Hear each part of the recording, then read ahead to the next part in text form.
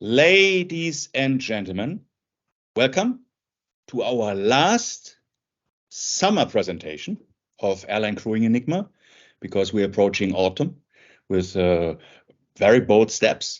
My name is Daniel Stecher, IBS Software, and on behalf of Claire Tate and the entire Airline Crewing Enigma, I'm very glad to have you with us with a legendary presentation from Aditi.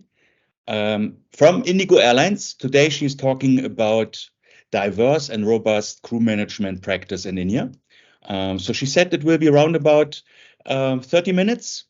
And so the last 10 to 15 minutes we reserve for your questions. Of course, you can raise your questions during her talk in the chat feature. I will help her also to call you in, and that you can raise your questions verbally. And enjoy and let's have fun. Aditi, stage is yours. Thank you so much, Daniel. Thank you everyone for joining. Hi, I'm Aditi. I lead the crew planning team at IndiGo. Thanks to the team and the wonderful group of Enigma that we have, we've been doing this exercise wherein everyone presents about their airline. We learn about each other's countries, a little about the airline, a little about our crew management practices. So I'm going to run through and I'm going to talk a little about diversity more than the others, because in the other presentation that we were doing on our document, we've been talking about FDTL and what we do at Manpower, what we do with our rule sets and everything. So I'm going to keep it generic for this sake of this presentation, talking more about India and how India is trying to do things differently to manage the diversity. So I'll share my presentation. Daniel, if you could just help me once you can see it. We can see it. Perfect. Okay, so we can start. So I'll talk about India first. So India, like you see there, it's highlighted in green in the world map. It's the 7th largest country by area in the world. And we're like the 3rd largest domestic market and the fastest growing market in the world. And we're growing at about 10% for the last decade, which is about 2.5 times as per the global standards that we observe. And I'm taking all the statistics from the internet, so you can also read any of this because it's more like a personal presentation. So I've tried to use everything that's available in the domain and a little about what we do personally. We are a country of 1.3 billion population, which is the world's largest democracy now. And the benefit that we have with that is 70% of our population is below the age of 35.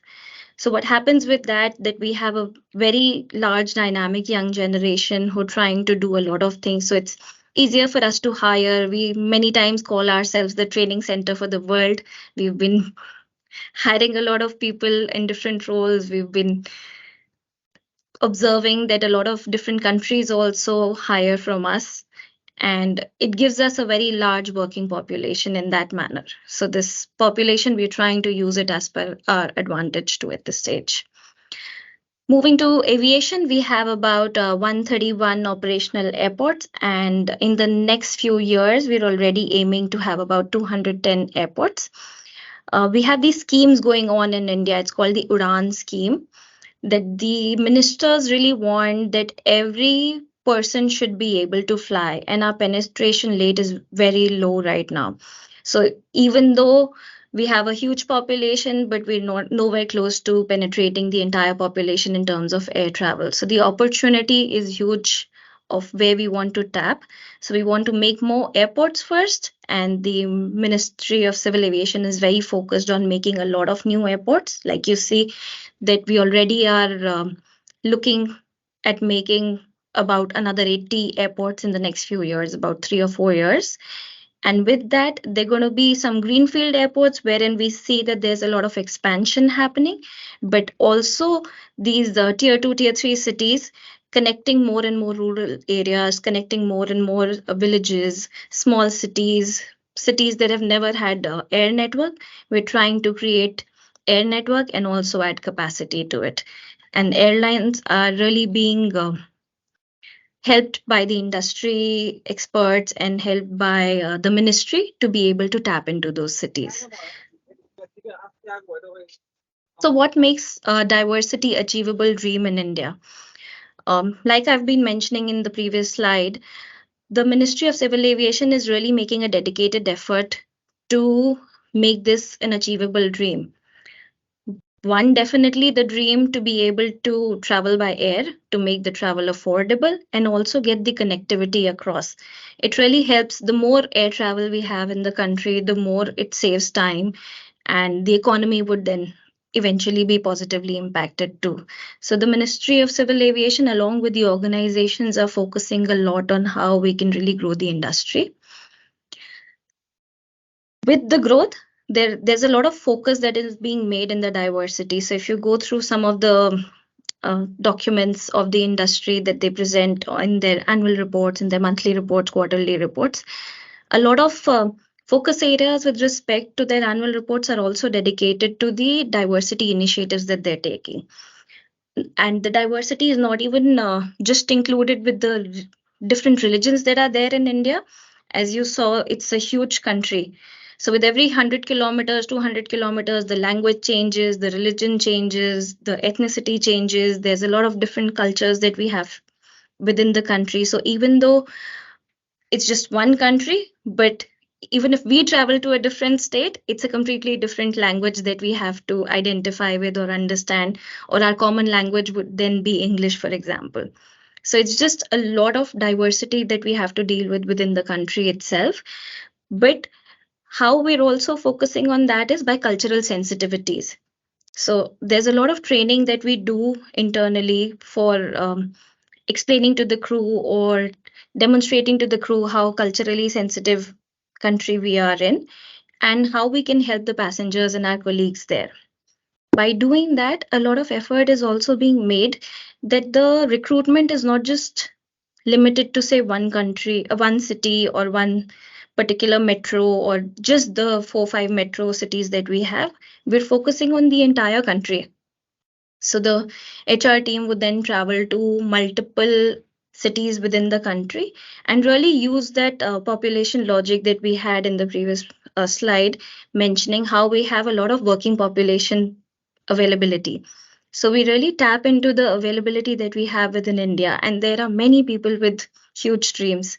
There's a lot of ambition. So there's a lot of education that goes on and a lot of effort that goes on by exploring the entire environment that is available, training them, educating them, and then eventually hiring them. We also run programs wherein we see that if somebody is capable, but we have to train them, there are training programs as well to eventually be able to make them hireable. I have one question on that, because this is for me something which struck me in the past, that India has the highest percentage of female pilots in the world. Yes, we do. I think IndiGo Airlines and Air India are the airlines with the highest average in the world. That's right. Yes, How come? I thought I'll How start come? with. What is the reason that Germany has less, US has less, and India has more? What is the explanation? I have the answers in my presentation. Okay. I'll come to it. I'll just come to that. So I thought I'll just go. I'll talk about India. I'll talk about the on-time performance. I'll talk about IndiGo, and then I'll talk about the women in aviation. So in terms of the on-time performance, that's one of the USPs that we have and something that is very critical in India, that people generally choose air travel for the on-time performance to reach from place A to place B in a faster manner. So IndiGo has been a leader in terms of on-time performance, and I'm presenting August data. Of course, month on month it changes. So this is the latest information that we have, that IndiGo was leading the OTP at the 4 metros as per the DGCA website. Similar to that, if you look at the OAG data presented for the world, in the mega carriers for the month of August, we're the seventh largest in terms of size, and we were the second in terms of OTP as per the data that was presented.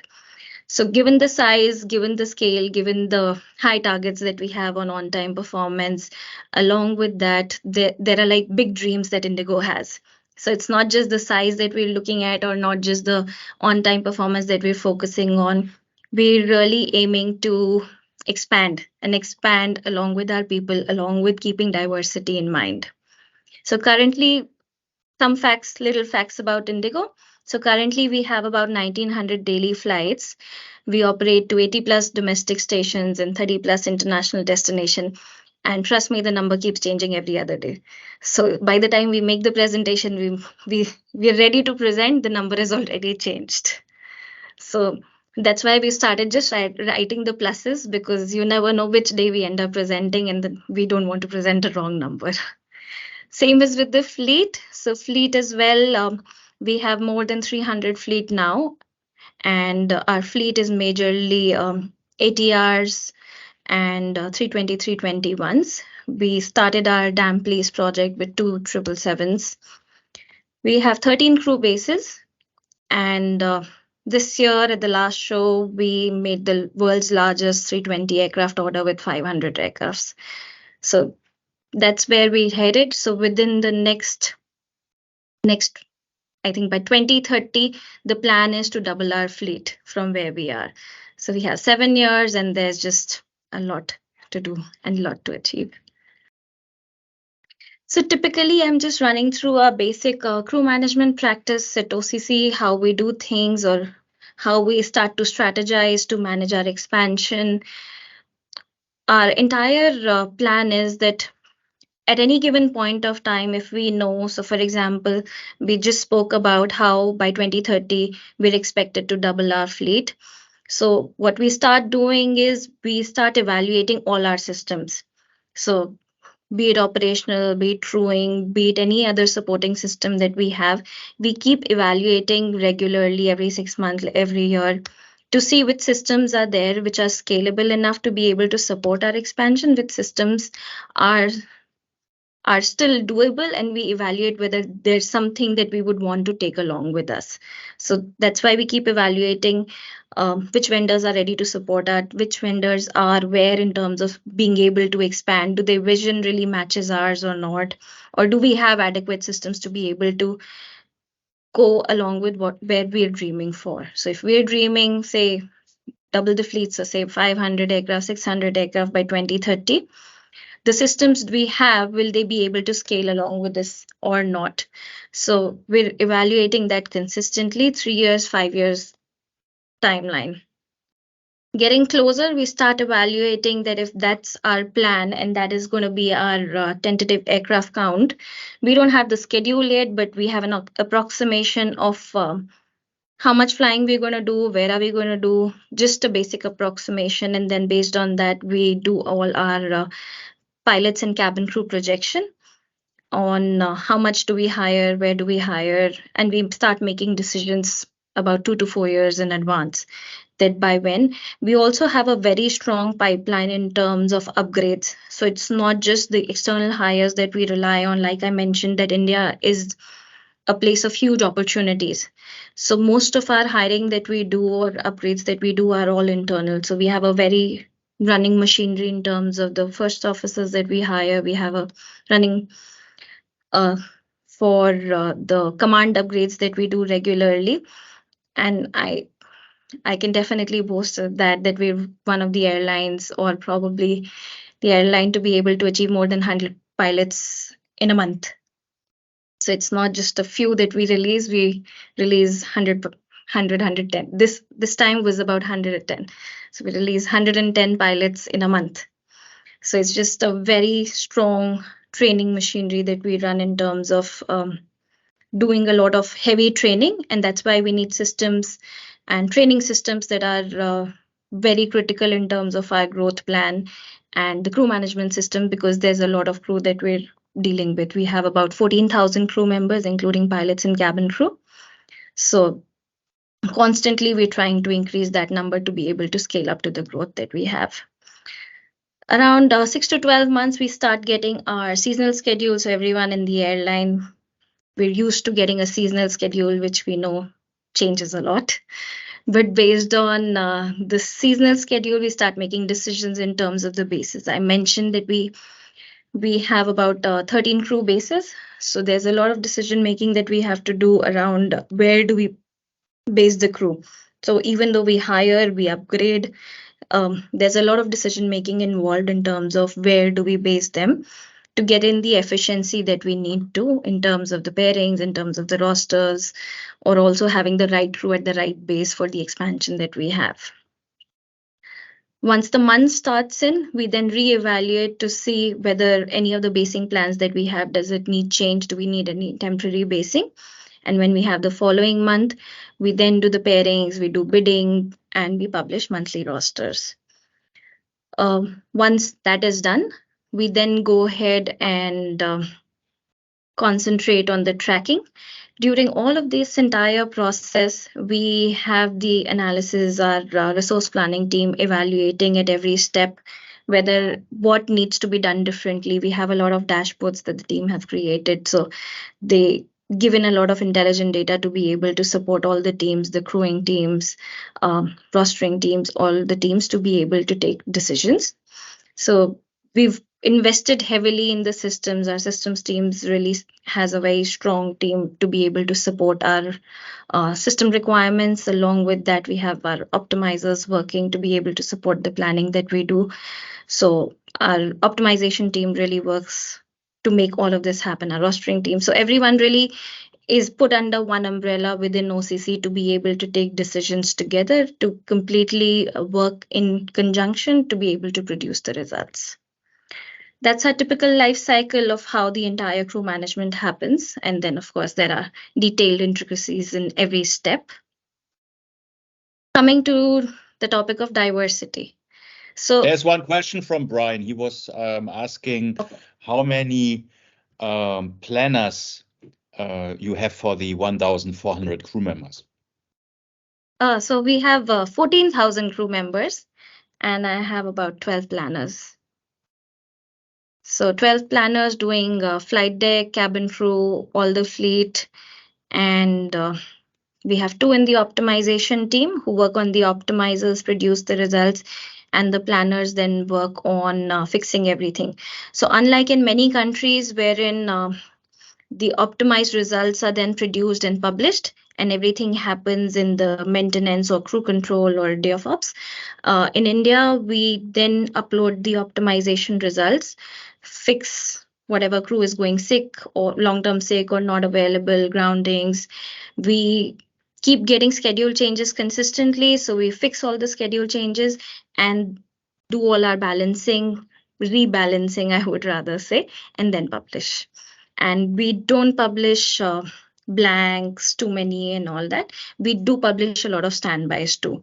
So unlike there's a lot of available concept in the world, we may have some blanks, but it's more to do with legality, not really as a practice. So we publish with flights, standbys or reserve, as you may call, with defined times and days off, leaves, training, etc. And then we publish the rosters. And how many crew controllers you have on a day of ops? So crew controllers are based on the shift. I'll give you the exact number. I think there are about 20 per shift, but I will have to recheck the count once. Okay. But it's to do more with the calls. So they get over 10,000 calls per day. So in India, they're used to the crew is used to of calling. And that's the common practice that happens for anything they would want to talk to someone. So this whole concept of human touch and the connect and all of that is there in India. So constantly they're just on calls, trying to help crew members fix schedule. So there's a lot of effort that goes in that. Oh, okay. And is there any ambition to automate this or to use buzzwords like AI or other emerging technologies? Yes, that's the plan. So we have chatbot and AI implemented for the passengers. The plan is to also evaluate however we can use AI for internal teams as well as for communicating with crew members. These are things that we're evaluating with time, and we always keep checking whether it makes sense or it doesn't. and for what all ideas can we do it rather. Okay. Laura, you want to ask a question verbally? Yeah, I can do. I had a question about resource planning. Do you use specific software for that? So resource planning currently we're doing on Excel because of the number of changes that we do. We keep evaluating systems on resource planning, but it's just very dynamic changes that we're having to do in many versions. And because our fleet movement isn't as much, so we do not see enough value in having a system yet. Though for the dashboards, the teams are using Power BI and they use the queries. So there's a lot of development that's done on that front in terms of dashboards. But for core manpower planning, we're using the Excel. Which is probably the most used IT system for that part of the business. Yes. But we've evaluated a lot, Daniel, the power that we have with the Excel, and we evaluated multiple options. Currently, because we don't have too many fleet complexity, it's more to do with internal upgrades, and the expansion that we have is more on the same fleet. That's why it hasn't made sense as yet. We will, of course, evaluate if things change in the future, but not yet. No, I totally agree. If you have only 1 or 2 or 3 subfleets, the cost of this new sophisticated tool is very often not making the case. Yeah, that's true. And the other reason is also training optimization, for example. So because our training optimization is also, our training bases are also multi-base. So it's not like it's just one base and we're doing all our training at one base. So some of these manpower systems also help us plan these trainings and then place them and everything. But we try and solve it in one optimization run. A lot of what Marcel was also showing in terms of how we do optimization within the run. So our teams really focus a lot on that as well. So we would want to solve it at the optimization level and get the right crew at the right time on a particular base where it makes more sense, and hence we've kept that away from manpower. So then the value of that system also reduces apparently.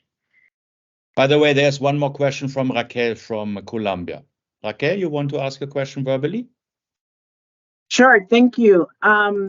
Aditi, my question is, how do you decide in the definition of crew bases that you have quite few of them? How do you define or do you decide that a base no longer makes sense? Because here we have several crew bases, but at this point, for example, we have a base where we have only like 8 pilots or 8 crews. So how do you define that? So I would, Raquel, answer it in 2 different ways.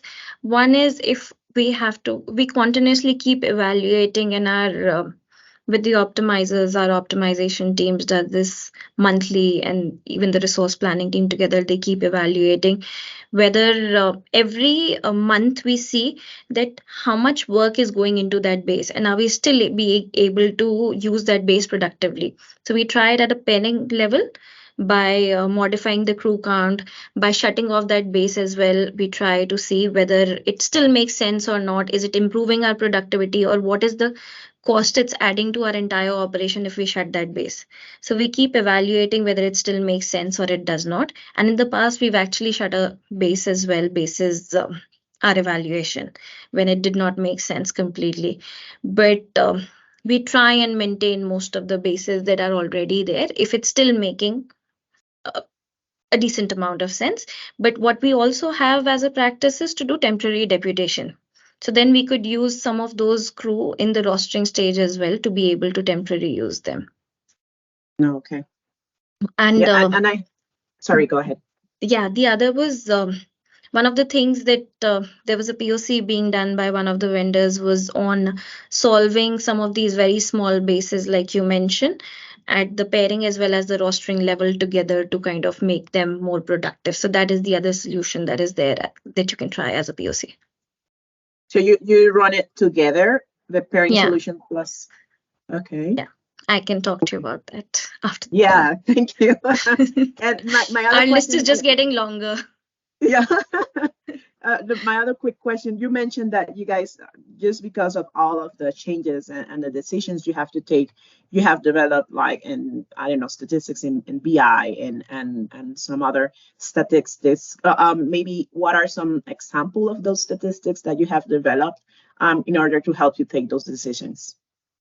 So at the planning phase, for example, we have roster scorecards, we have standby dashboards, there are OTP related dashboards, there's tail swap dashboards that we have. We do a lot of tail swaps too.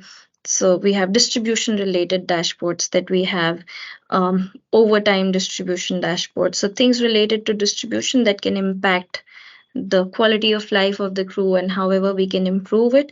So we mention all of those and then we try to work on that before we publish. And in day of operations as well, there's some created to support the operations team related to on-time performance. There are quite a few dashboards like that too. Apart from that, we have a lot of qualifications. So we've made some qualification related dashboards too, to see, are we ready for a certain aerodrome? Are we really ready for, say, IROPS? So we take certain decisions like that, looking at those dashboards. Thank you very much. Thank you. Aditi, could I ask approximately how many qualifications you have? Oh, plenty. I would say about 20, 30. So we have maybe more. We have a lot of aerodromes that have a qualification related requirement in India. And apart from that, there's just more and more that are getting added. And they're multi-field, okay? So some require ground sim line as well, some require observations. So every aerodrome requirement has a very different sort of a requirement that we try to capture. Okay, and in so addition, by special aerodromes. Yeah, so aerodromes is one, of course. Then there's experience related, that's another. There's a certain country related rules as well, that's another. Some of those related to vaccination is also there. So we've created different categories and then we try to map it accordingly.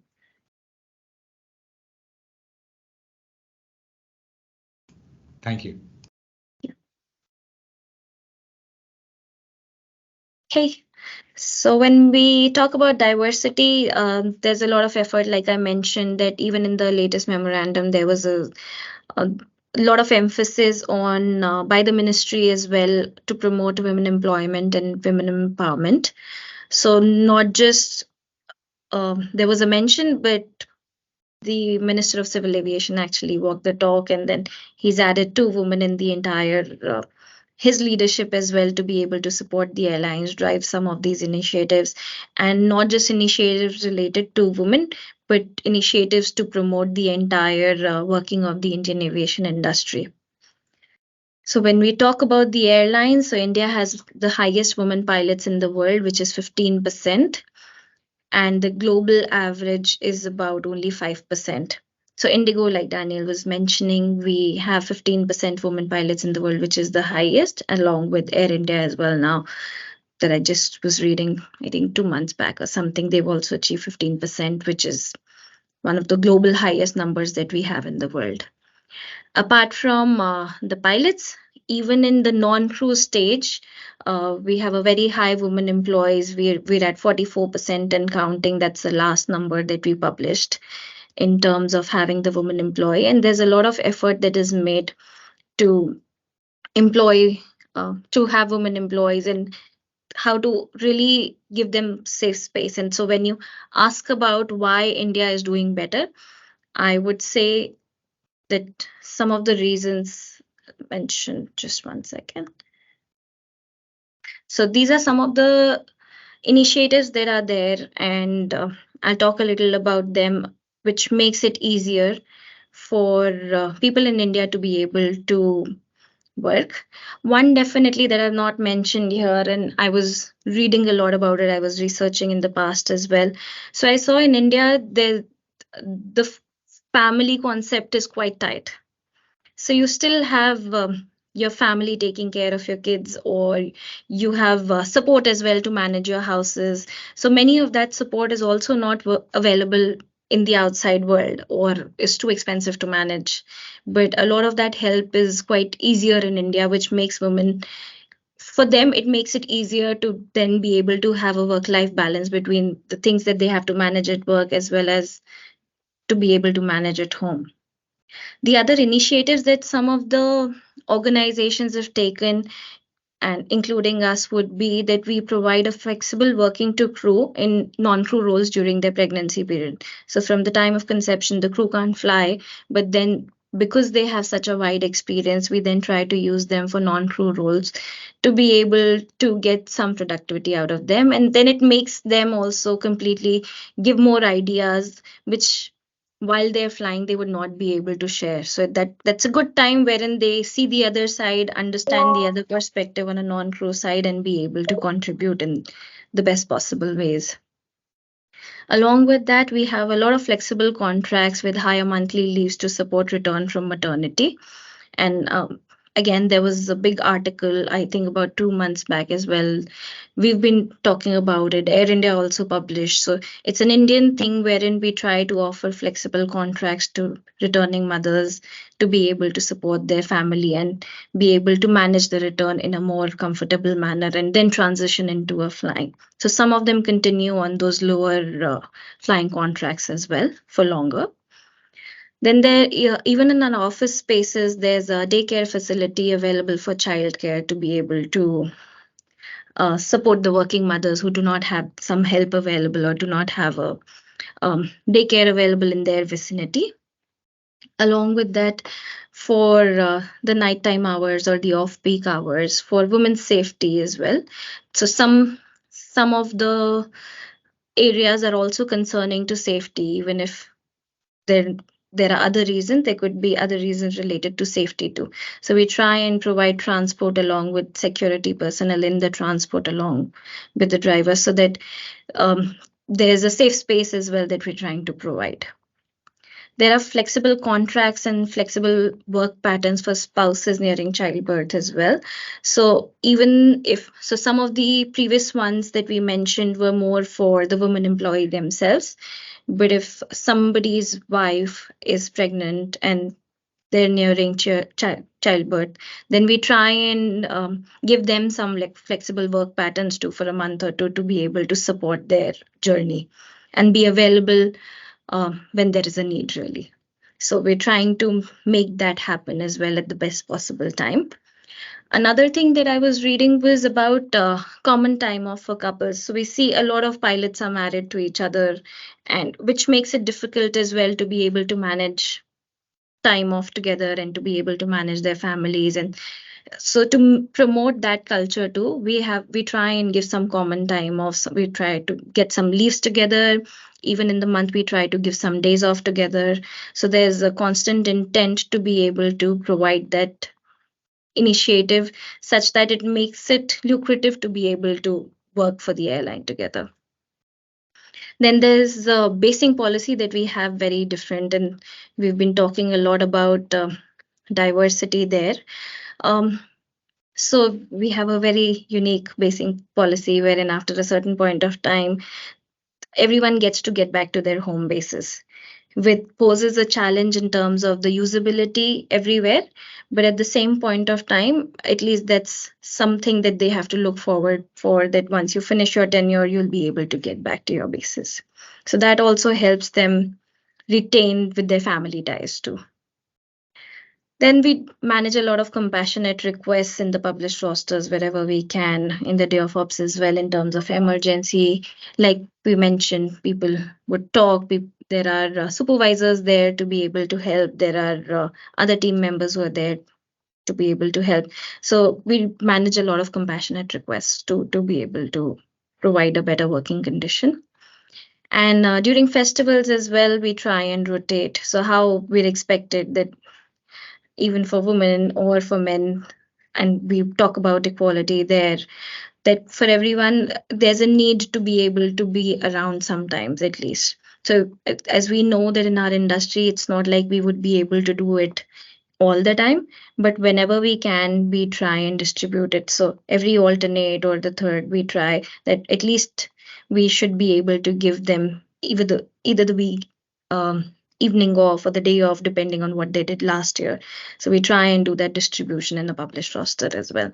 So by doing these little initiatives that are different over and above the FDTL, over and above the buffers that we have on the FDTL, over and above the union rules that we may have. So we don't have unions, but we take a lot of feedback. We work with all the teams across and try and improve by each passing day. Of course, it's a journey. So we're nowhere close to the destination, but it's a journey that we're working on to make this work.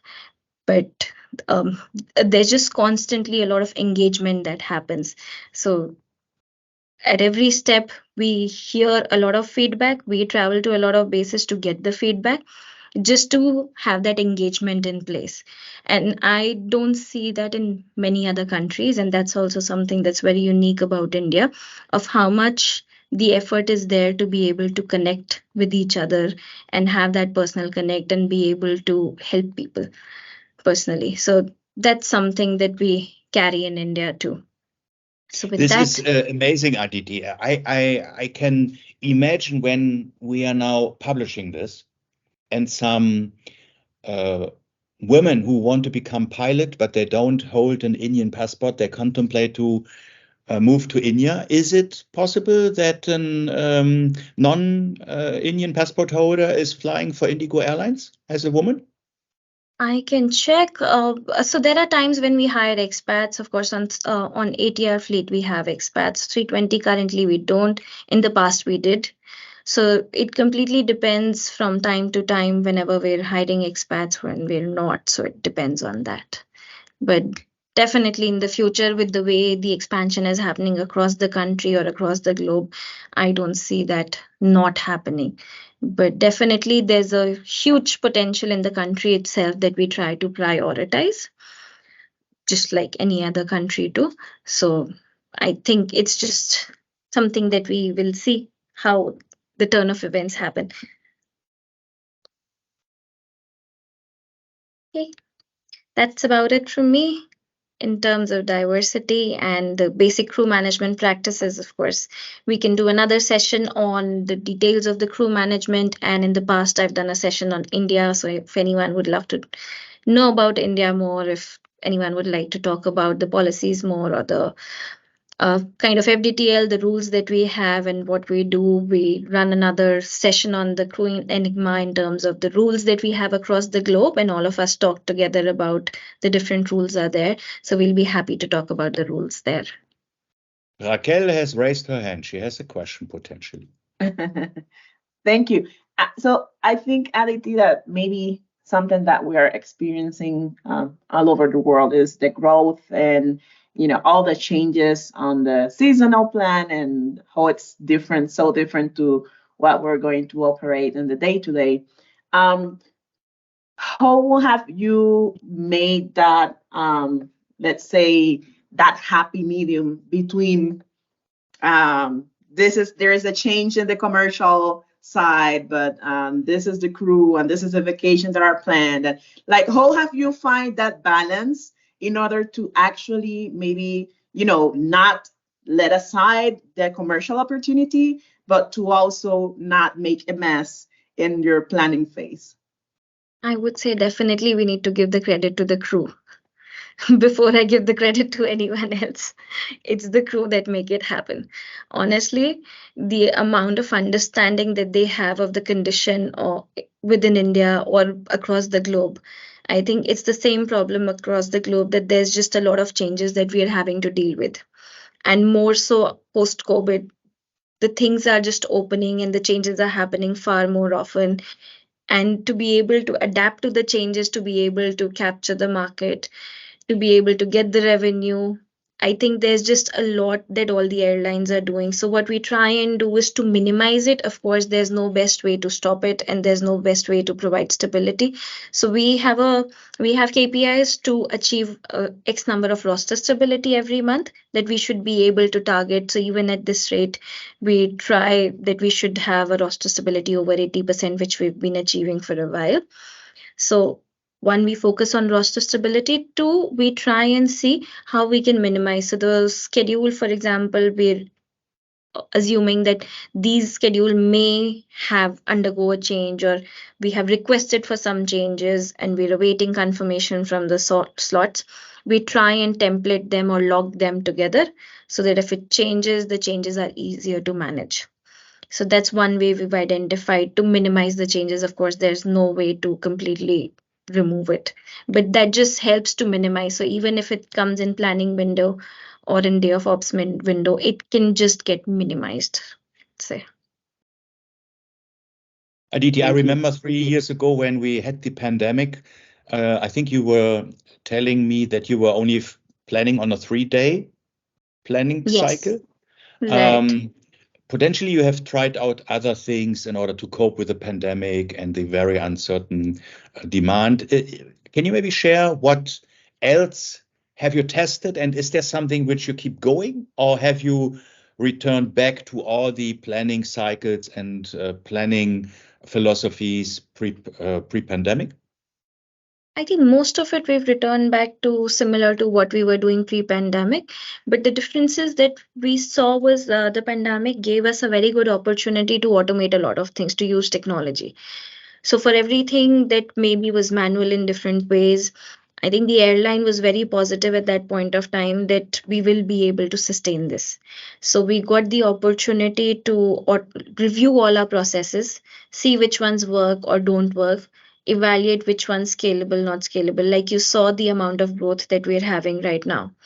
And we've been having this growth consistently, except for the COVID period that we had a very short period wherein we did not have enough expansion at that point of time.